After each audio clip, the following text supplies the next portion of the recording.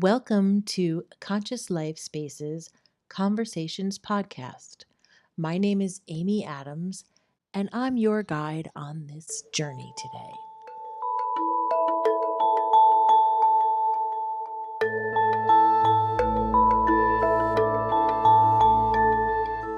Today, we're going to examine mindfulness and explore it with Charity Collier.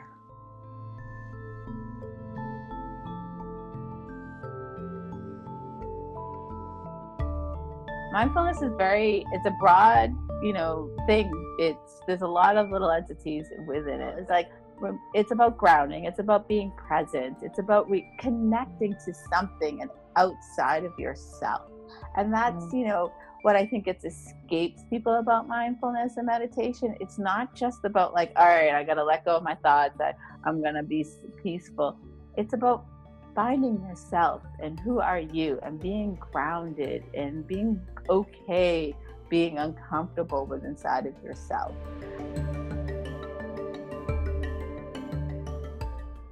Mindfulness offers a deep path of growth and development.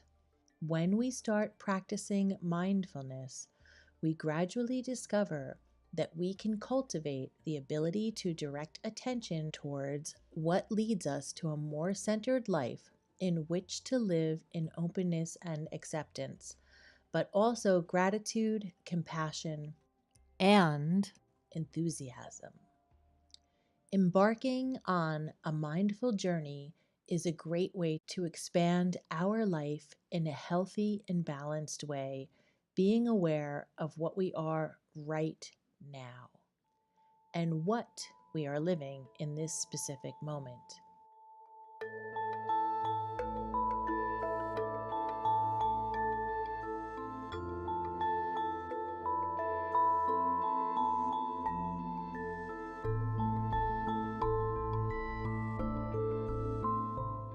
Charity is a mindfulness meditation expert and one of the first people in the United States to receive a graduate degree in mindfulness meditation.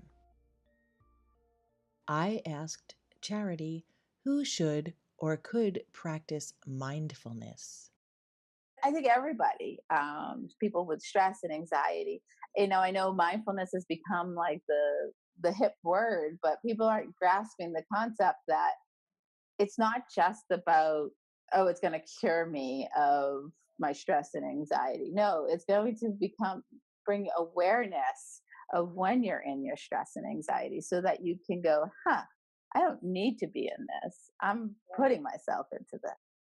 And It's very complex. That's kind of really the difference, though, too, between just like meditation itself and mindfulness, right? Because meditation can be just like the act of sitting quietly and in whatever method somebody uses, but then to actually be mindful, so it kind of teaches you how to get there. Right. So meditation is the practice of mindfulness. People kind of miss that, right? So to be able to live in mindfully, right? Living mindfully or practice mindfulness, you got to meditate because that's where you practice, right? So you practice realizing that, and people have this misconception that you got to sit and clear your mind. No, actually, you want to sit and be aware of all your thoughts running through your mind, because that's where you can then practice going back to your breath or your mantra or whatever it is, because you're releasing the thoughts. What the problem with anxiety or stress is that we attach ourselves to those thoughts and we go down the rabbit hole of what, the stress or whatever. But the practice of meditation is returning to your anchor, right? Whatever that anchor is. I usually use the breath. It's the easiest thing. So thoughts come and go, come and go, come and go. But every time you catch yourself in a thought, just go, oh, I'm in a thought. Bring yourself back to your anchor. No judgment. You realize you're a human being. You don't judge yourself for getting lost in this thought. You're lost in, whatever. You just return back to your anchor. And that's where, so when you're off, we call it off the mat, right? Off of the cushion of meditation, you're in life and you start going down the rabbit hole of anxiety and worry, you can catch yourself and go, oh, look it, I've gone off down here. Let me go back to here. Let me go back to my anchor. And that's where you're releasing of the anxiety. And I know it sounds so much easier said than done. It takes a lot of practice, but meditation is the place you practice so that when you're out in the world, you can be living mindfully. You're present and aware of what's going on right now. Right. And I think one problem that we have, I mean, I know, especially when you're under stress or whatever too, or is that we're not breathing. Even. Right. So you don't stop breathing. Like, I mean, we're breathing because we naturally breathe, but we're not aware we're breathing. Well, and we're not taking the conscious deep breaths. Like I think, I mean, I know you said that you used to run, and yes. I also used to run. I don't anymore now. For me either. But one of the things that I missed afterwards, and I didn't even realize it until afterwards, is that I actually started smoking again at one point, and I liked smoking because I was taking these deep breaths. And when I was running, I was taking deep breaths. So now I don't smoke anymore, but I'm doing yoga instead, and I get my deep breaths from that. But I don't always, I realize sometimes when I'm working or whatever that I all of a sudden I think, oh, I'm not really breathing. I mean, obviously, yeah, I'm doing the brainstem, easy breathing. Right. Yeah. Survival, but I'm not really actually breathing deep enough, and that actually I think like creates stress too, just by not even utilizing your breath normally. Right. Absolutely. Yeah. We're not aware. And that's something like when I do teach meditation is bring your awareness to your breath of like, look at you breathe. We take for granted that we're naturally breathing, but how are you breathing? What is your breath like? And taking deep breaths to oxygenate your body. We just assume, we take for granted that the air goes in, the air goes out, but let's take some good deep cleansing breaths and really bring some oxygen. People say, oh, I fall asleep when I meditate. Well, yeah, it's because you're tired. But when you're meditating, you're actually rejuvenating yourself because you're bringing in more oxygen. You're oxygenating your blood, you're oxygenating your body to actually bring more rejuvenation. You feel more awake when you're actually sitting up and properly meditating. If you're falling asleep when you're meditating, that's a sign that you're tired, and there's nothing wrong with that, but get some more sleep. And if you I just read actually that the kind of the modern society now that we have an hour or maybe an hour and a half less sleep than we used to. Maybe 100 years ago. Right, absolutely, because people are busy. We're busy. We got stuff to do. We don't have time to sleep. And I'm like, that's bullcrap. Exactly. I'm gonna make time to sleep because my body needs that. I need it to be able to fully function. But we've gotten caught in this. It's almost like a badge of honor of like, no, I don't sleep. I'm so busy. I don't sleep. No, that's not, just get your sleep. That's how your body functions, is by your mind rejuvenates because with your sleep. Yeah, I think that's why yoga and meditation, I'm so glad that, some people say, oh, well, it just became so popular and people, they don't even, they're just trying to do it to be trendy, or they don't. And I think, or they're just doing it for exercise. I'm like, who cares? Like, people are doing it because they are getting benefits from it. So what if it's trendy? If that's the way, exactly. If that's the way to get someone to do it, then great. However it is that someone gets to do it. Absolutely. Yeah. I don't care how the person got there, but if it's how if it's trendy, they did it and then they continue to do it, great. That's all that matters, is that they're doing it. Yeah, it's something that comes up a lot when I'm reading. I always see these, and some people who have been doing it for longer, there's like this whole like weird competition, like I used to do yoga like back in whatever, and and these new people that are doing it, they're, and it's just like, who cares? Just, it's good for you. Right. I'm just happy you're doing it. Just be happy that they're doing it. And then that's the ego kicking in, like, well, I've been doing it forever. Great. Be happy now that you have more people to do practice with, Yeah. I actually feel like, I mean, I think it was like the Maharish, Mahesh, Yogi guy, that was saying, like, you know, we could have like a whole world that was peaceful and everybody living happily if they would just meditate. Right? Exactly. Just calm down. And, you know, and that's kind of my goal, is to, I've learned to just be a lot more happy of a person, a lot more calm, a lot more peaceful, just by, you know, by my meditation and my mindfulness practice, and learning that I don't have to get, it doesn't have to be so hard. Like, yeah, life comes at you, a lot of things come at you.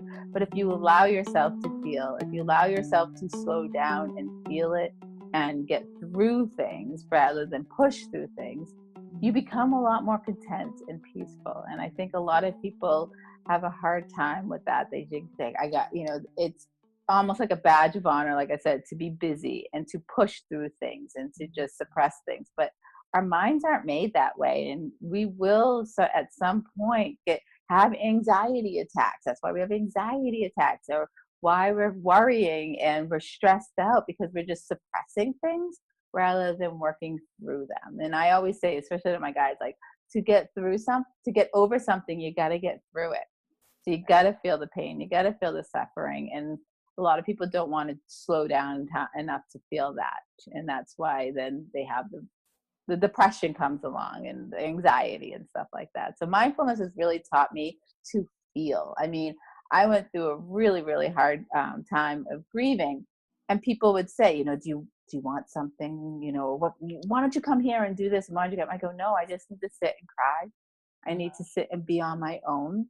And I was sleeping. You know, the people around me who went back to work and were going on with their lives, I'm not sleeping, you know, whatever. And I'm like, oh, I'm sleeping like a baby, because I'm allowing my emotions to come out and be felt. I took time off from work and I just would be. And that's what mindfulness teaches you, is to be. I always, interesting enough, as I say that, especially when I'm teaching meditation, is we're human beings, but we're not. We're humans doing. And in meditation, you get to be a human being. Just be. Why can't we just be? Because people don't like the noise inside of their head. But when you learn to, like, not be scared of the noise inside of your head, not throw judgment onto the noise inside of your head, you can be a lot more peaceful. Yeah. I do think it's like has that kind of ripple effect too, though, because you don't play into the drama necessarily of something. Oh yeah, no. And so that it gets nipped in the bud, so that if somebody else is, you know, into the drama or whatever, then it's not gonna like escalate like things. Right. And I think that's probably that's why we'd all end up in world peace if we all exactly recognize it. Such a simple, I mean, yes, you said simple. It's like complicated because you have to, like, you know, do it, like, you know, have to force yourself to do it, maybe. So but the whole thing is really simple, though. And, you know, good point about getting yourself to do it, right? So I have people come to me all the time, like, do you recommend an app, or what app do you recommend, or this and that? And I'll be honest, you know, apps are great, but the apps are really easy to dismiss, right? So think about, like, you set your alarm, no, I'm going to hit snooze, right? And then you go off, and you're not being held accountable if you don't do your app, right? So I, like, people say, you know, well, people can hire me to be their meditation and mindfulness coach or teacher, whatever, I'm here. I'm going to check in. It's like a personal trainer. Why do you hire a personal trainer? Well, to teach you how to work out, or to teach you to go to your goals, but also to hold you accountable. You got to show up, right? If you don't hire a personal trainer and you just you go to the gym for a little bit and then you're like, well, no one's noticing if I'm here or not, so I'm not gonna go and do that anymore. Same thing with a meditation and apps. Like, yes, they're great for you know, if you have a practice and you're looking for some type of different meditations and stuff, but I highly recommend either finding someone like myself who you can have come and you check in, do videos and stuff like that, like video meditations I would do with somebody, or find a place that you can go and sit and be amongst the other people, because that's where you hold your accountability. If people really want to get started off in meditation and stuff like that, find others, so that it's that whole same thing with fitness, right? It's that whole accountability thing. Yeah. Showing up, people are expecting you, you sign up for it, or you pay for a class or something, you're gonna go, versus, oh, I got this app I downloaded and yeah, I'll get to it kind of thing. So, and it's a practice. This is one thing I also say to people is, let go of the expectations. You're not going to very first time or first 2 times get the outcome that you're expecting. Right. Don't expect anything. Let go of any expectations. Right. Just practice and see what comes. But don't give up on it. Like, don't be like, oh, well, I didn't feel anything. It's been a week and I don't feel anything. No, just keep going. Keep doing it. Over time, you will, but let go of the expectations of immediate results. Yeah, and I actually, I don't know where this was from that I recently came across this too, though, is some people were saying that they started to meditate and they were saying, well, I didn't feel anything, but their family members said, oh, you seem so much more calm. Yeah. And they were like, oh, I didn't really feel anything, but everybody else was noticing. So they said, exactly. Doing it, Right. Because, exactly. You might not notice it, but the people around you sure are. You're listening to an interview with Charity Collier, mindfulness expert and addiction counselor. Mindfulness is a powerful practice, and everyone can benefit from it. Next, we discussed group meditation. And when you ever do group meditations, do you think that the energy is like a little different? Because I personally have tried some group meditations and I really like them. The very first time that I went to like a very big group, I had been to like smaller groups, but the first time that I went to a big group, afterwards I was actually like kind of hyped up after it, because it was like so much energy and so much, like, even though everybody was quiet, so afterwards I was just like felt so refreshed. Yes, absolutely. The energy, and it really depends on, the facilitator is the leader of the energy in the room, just like kind of any type of group stuff. It's really, the facilitator has to really give the space, the energy, but it's a natural energy of everybody releasing negativity and bringing in good. And it is a natural, like I said before, it's a natural rejuvenation of your body and your mind. Right. And when you're amongst other people, if you have 100 people rejuvenating their body and their mind, gosh, that light and that elevation of the energy in the room is going to be like off the roof. And it just, so you walk out feeling like, whoo, all right, I just had my vitamin B shot and I'm ready to go. Exactly. It was crazy, actually. I had some experiences like with smaller groups, but that one time that was really, I was like, let's go get pizza. It was like 11 o'clock at night. I was like, let's just go do something, because I can't. Yes, like, absolutely. It's a natural high. It's a natural high for sure. Absolutely. Yeah. Yeah. And it doesn't even take that long. I think if you just do a few minutes a day, it can really have a big impact on your life. And that's why even sometimes I like personally, I get frustrated with myself sometimes if I'm just not doing it every once in a while for a little period of time. Because I think, what's 5 minutes? What's 10 minutes? Like, you can waste it on so many things, Absolutely. Instagram or whatever. So. I actually even have taught people that sitting in traffic, right? You get to a red light, focus on the light, the brake light in front of you, and just pay attention to your breath. Turn off your radio and just pay attention to your breath as you sit there at the red light. Soon it'll turn green and you'll go. That's just taking those moments that's meditation. Taking those moments to just be breathe, get rid of the distractions. Don't close your eyes, but while you're sitting in traffic. But people think they have to have this grand thing. I got to get the cushion, and I got to set up my app, and I got to sit down, and all this stuff. There's moments in your day that you can meditate. You don't have to close your eyes.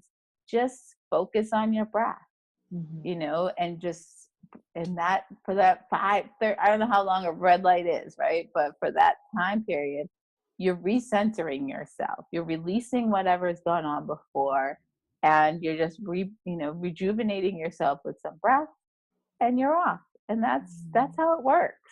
It's sometimes that simple. Yeah. I used to actually consider my running when I was running a lot. I considered that like a kind of waking meditation practice. Oh yeah, movement. Absolutely. Yeah. That's how I got started because I was running a lot, and when I stopped running, I was like, oh my, I just didn't feel normal. And I realized that it was the meditation part of the running that I really missed. And that's where I started, because if you think, that's where I started sitting, and where my practice developed even more in sitting meditation. But if you think about it, right, when you're out running, you're paying attention to your breath, right? You're breathing. You're like, okay, I'm breathing. And then you start to notice, and this is a great analogy, right? You start to notice, oh, my knee hurts. All right, let me just focus on my breath, and let's see if my knee pain goes away. Let me focus on, all right, nope, it's still there, but I'm going to focus on my breath. I'm going to keep going, right? We don't, when we're out running, go, oh my God, my knee. All right, I'm going to stop. That's it. I'm done running, right? We figure out, we return to a focus that takes us away from that pain for that moment, and then you notice the pain goes away, right? We refocus ourselves. The same thing with meditation, but with our thoughts, right? Oh, I have these thoughts. Well, let me bring myself back to my breath. And the thought goes away for a little bit. So if you want an analogy of that with the running, right? So, but running is a huge meditation. It's meditating movement for 100%. And that's really where I got into sitting when I stopped running. I noticed a big difference in my character and how I was coping with things. And I really missed the meditative part of running. So that's where I started sitting. Yeah. It's good that you found that, though, because I know sometimes people, they stop running and it messes them up because they just can't cope. I mean, I actually, my brother-in-law, he used to be a big runner, and he injured himself, and he was really struggling for a few months. He couldn't run, and it was like a nightmare for him. Right. Yeah. Just his whole life he was running, and then that happened, and it threw him. Yeah. So, and a lot of times people don't realize that that's what it is. It's that meditative part, or they put a value on, I'm a runner, so that's who their role is, and they lose their role when they can't run anymore or something like that. But yeah, if you find somebody who has that problem, say, hey, why don't we sit and meditate and see how it goes, Yeah. Yeah. You're listening to Conscious Life Spaces Conversations Podcast. I asked Charity for a recommendation for a book or a quote or something, and she had this to say. Right. I think for, very mainstream, not mainstream, but more secular, finding anything with Jon Kabat-Zinn, his books on mindfulness and meditation, and Sharon Salzberg. She does a wonderful, I've actually been able to practice in person with both of them. Wow. So they're awesome. And I really enjoy both of their work. I've read, their books and been able to practice with them. And they really break it down for the everyday person. It's not just about, a lot of people get scared that it's like this Buddhist way. So a very much more secular way. So I highly recommend either those two with their books or, their meditations. And you can find a lot of their meditations online. There's YouTube videos and everything. Sharon Salzberg or Jon Kabat-Zinn for sure. Yes. I love Jon Kabat-Zinn's that one, wherever you go, there you are. Yes, absolutely. It is. I know. It's so true. It reminds me of being in the mall. Here you are. On the map, you are here. And my favorite quote from Charity is, We're human beings, but we're not. We're humans doing. In meditation, you get to be a human being. So I'm really glad that we had this conversation today and we got to talk about mindfulness and meditation and the differences. And I love that you're teaching it to people who are really challenged in a system. Marty works with prisoners in a system, but she also works with individuals. And her work is really needed in this world. And I think it's a better place because of it. It was a real pleasure speaking with Charity about mindfulness. If you have any questions, please send them to hello@consciouslife.guru. Also, please check out part 1 of Charity's interview. You can find it on the website consciouslife.guru. Now, before I sign off, I'd like to ask you to subscribe to the channel of YouTube if you're here, or to the podcast on whatever platform you're listening. And please leave a review. It means a lot. And don't forget to check out our website, consciouslife.guru. Until next time.